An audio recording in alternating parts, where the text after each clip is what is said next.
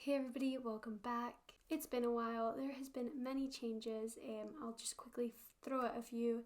I have recently graduated from criminology. I got a first class degree honours and now I am about to study my master's in journalism. So I've been quite busy. However, that's not really the reason why I've stopped posting. Today's video is going to be quite controversial, I feel. It's going to be why I've stopped posting and what I personally think the true crime community need to stop doing. So, first off, I stopped posting because I noticed there is a lot of content creators. I'm going to say that. I don't really agree with that term when it comes to true crime. I just noticed a lot of stuff that I personally thought was quite disturbing, distasteful, exploitative, and I just did not want to be a part of it, to be honest with you. My end goal when I started this YouTube was to help families, help victims and survivors. I just really wanted to help them in any way I could.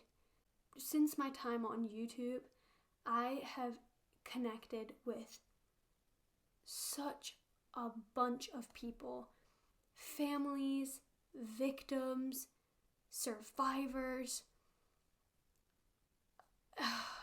and it's been amazing talking to them.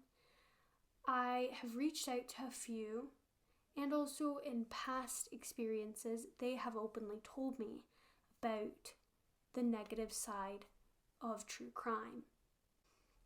This is all, by the way, not to be aiming at anybody. This is coming from my heart because something needs to change. So, number one thing, I think if you are going to be covering true crime cases, because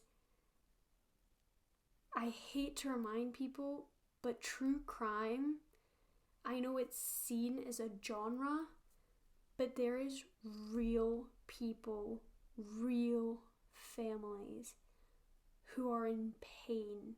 So I've never used Reddit in my life, but I wanted to see if anybody else was feeling the same way. So I posted a post on Reddit, and to my surprise, it blew up. I had over 100 replies. And I'm just gonna put it out there, the true crime community is getting an awful reputation. So I'm gonna go through that list that I agree with and that I was really feeling together with you. There's some things that I have chosen not to include that are on the post just because I don't know enough about it. So let's go through that list together. Number 1. I am guilty of doing this. I have covered a case recently and I probably should have let it wait until it went to trial. It was the Tristan Bailey case. But the number one thing that people were saying was true crime YouTubers or just content creators covering cases before, quote unquote, the blood even dried. I see this all too often. The number one thing that I really relate to on this is the Idaho murders. I personally think the way people handled that case is absolutely disgusting. Random people who the internet just ran with and thought were co-conspirators, etc. in that case, their addresses were getting leaked. The survivors and victims of that case were getting abuse. Like, that was horrific. And with the bottom of my heart, I can only apologize to the families, to the victims of that case, because that was awful. And that's when I realized, no, I do not want to be a part of this. Another thing to go along with this, so number 2, is covering cases that, quote unquote, the blood hasn't even dried yet, getting information wrong, creating theories, and not correcting yourself. You should do no harm when you are covering people's cases. You should not want to cause rumors and create further harm. But by creating theories, no. At the end of the day, you can watch as many Grey's Anatomy episodes. That does not make you a doctor. You can cover as many true crime cases, and you are not somebody who can diagnose somebody with mental illness or know better than the police. Now, I know in some cases, web sleuths, etc., have solved cases, and that is amazing. But Barbara down the road, who is throwing out, he was seen on CCTV, so it was definitely him. Poor guy was just walking his dog and his address got leaked. Do you get what I mean?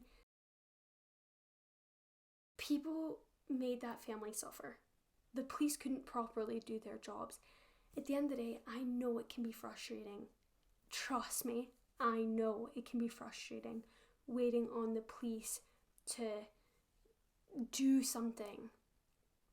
But when you're creating rumors and theories, that is messing everything up. I've actually had to stop watching a lot of true crime YouTubers and content creators because they were just making stuff up. And I was like so in shock. In just some cases, like, for example, in that situation have been the Idaho murders, the Gabby Petito murder, the Moscow murders. I mean, I could just go on and on and on. Number 3, if you have watched any of my videos and I'm covering maybe somebody who is a sex worker or is battling drug addiction or alcohol abuse, I will always put a disclaimer that just because they do these things, that does not mean they deserve to have these horrible things happen to them. I've always said that. But, and I can't even believe I'm saying this in 2023, but the victim blaming that I have heard on TikToks, podcasts, and YouTube videos especially, and this is victim blaming and also blaming family members. I just cannot believe that that's actually happening. Number 4 is getting victims' names correct. This is a massive thing. Like, this is somebody's identity that you're talking about. Like, that is them. And I was watching this YouTuber. They quote unquote said, "Oh, I can't pronounce this guy's name, so I'm just going to give him a nickname. We're going to call him AJ." And there was comments on this man's video saying, "No, that's not on. You do not do that." And it's still up today. Like, it's literally still up. And I am not doing this video, as once again, I keep saying, I'm not doing this video to call anybody out. If I were, I'd be dropping names, but I'm not that person. And also, I'm not here for the drama. I'm simply just doing this video because 1, it explains why I've just stopped posting, and 2, and hopefully people see from this video, oh god, no, something does need to change. So number 5, I think we're on. Sorry if I start messing up the numbers, but anyway, eating whilst covering true crime cases, doing mukbangs. As one Reddit user compared it, you would not see me clipping my toenails whilst covering a true crime case. This is the thing. I personally think if you are covering a true crime case, you need to give it your full attention. I just think personally that true crime should not be relaxing. It should not be enjoyment. And I feel like people are trying to do these things for an exploitative matter because it's a way they can get views fast. That's just my opinion. Don't come for me about it, but that's just how I feel. Number 6, and this was like my final straw. Like, it really was, and that's just when I completely stood back. And this was one of the most popular things on the Reddit post, was making jokes and laughing during true crime videos. What is funny? Like, why are you cracking jokes? Like, time and place, guys. Time and place, please. Personally, I feel like either you get it, whether that's because you are a victim of crime or a survivor of crime, or you're just maybe a bit more clued on and you know the appropriate setting and you know that you're talking about real people. However, if that tends to like slip away or, just remember, you need to think, if I was the survivor or victim, or if I was the family member, how would I react to that? Number 7, I think, body language analysis and how people react in certain situations, like 911 call or body cam footage. I more mean this from people who end up being completely innocent.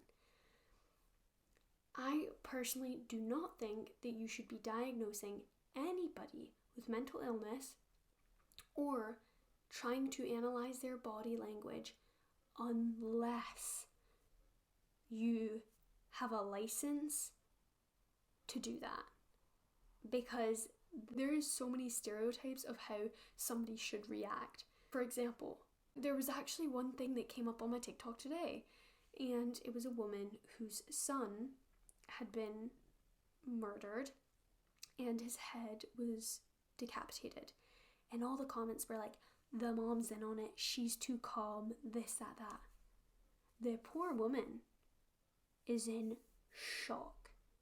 And I personally don't think, unless you have been in that situation or anything like that, you should not be able to comment on how you think you should react or how you think you should feel, because until you're in a situation like that, you will never know. You'll never know.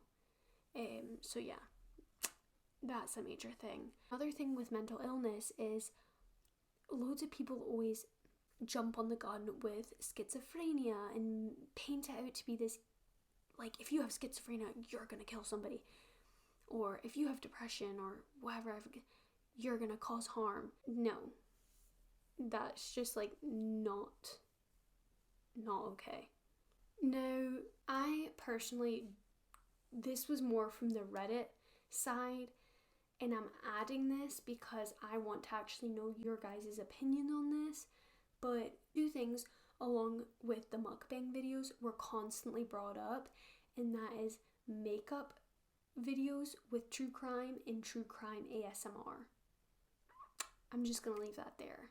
Loads of people thought it was like distasteful, inappropriate, and just not good. But I will leave that there and I will let you guys talk about that. I think we're on like 8, 9 or 10 or something. I was in 2 minds about it until I saw a recent video and I was like, okay, fair, I can see why people aren't happy about this. I know that it takes a lot of time and effort to research and edit true crime videos. It can be a full-time job for some people. I know that people do need to make a living and to earn money. However, adverts, I get it. I do. 100%.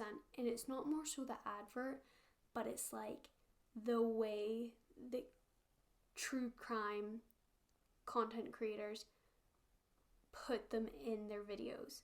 Personally, I would either do it right at the beginning before you even talk about the case, or right at the end. See how people are like, oh, she was harmed and this and that. Anyway, time for an ad. Or here's a word from our sponsors. And I'm like, hold on a minute, what? So maybe it's just about, once again, how that comes across. The last thing I would just like to say, and I have been saying it throughout, is just remember that true crime at the end of the day is not just a genre. It is real people who have been affected by absolute tragedy. They have experienced the unthinkable. Just be mindful. But yeah, I hope that I can get posting soon, but right now I am just a wee bit disconnected with it all. I know this video may have came across quite aggressive and angry and all sorts, but it's just this stuff I have seen, I actually cannot comprehend that people think it's okay to comment this about people or families or whatever. So yeah, and once again, this video is not aimed at anybody. It's just a sort of plea that maybe people could be more mindful and change. Thanks for watching. Bye.